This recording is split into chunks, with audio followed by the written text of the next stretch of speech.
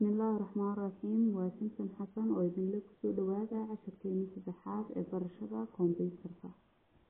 Maanta waxaan baran doonaa computer software waxa la yiraahdo.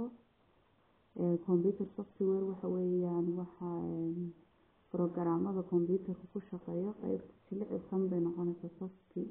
Mar haddaynu soo aragnay qaybtii asayd ee la taaban karay kan lama taaban karo laakiin waa la arki karaa.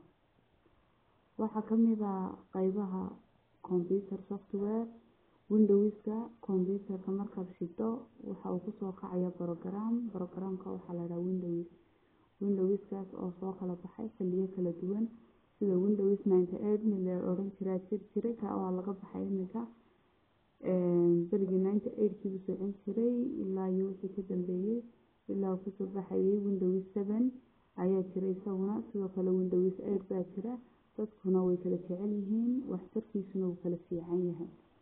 Sidoo kale waxaa jira isaguna Microsoft Office mid la yiraahdo Microsoft Office waxa ku guda jira programmo badan sida programmada Word-ka, Excel-ka, PowerPoint-ka kuwaas oo loo isticmaalo waxyaabo kala duwan. Word-ka waxa loo isticmaalaa markaad wax qorayso, Excel-ka waxa loo isticmaalaa xisaabaadka markaad xisaabaad sameynayso, PowerPoint-ka waxa loo isticmaalaa markaad wax soo bandhigayso. Sidoo kale waxaa jira mid la yiraahdo software la yiraahdo Internet Security Programs kuwaas oo kala duwan magacyo kala duwan leh.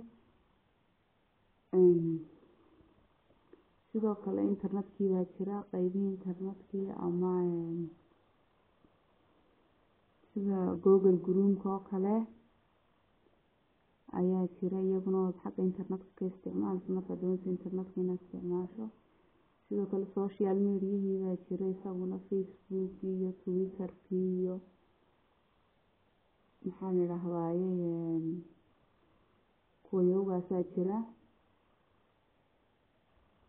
Sidoo kale iyaguna real player-kii baa jira waxyaabihii program software-radii wax laga dhageysanayay baa jira sida VLC iyo real player-kii iyo qaar kale badan.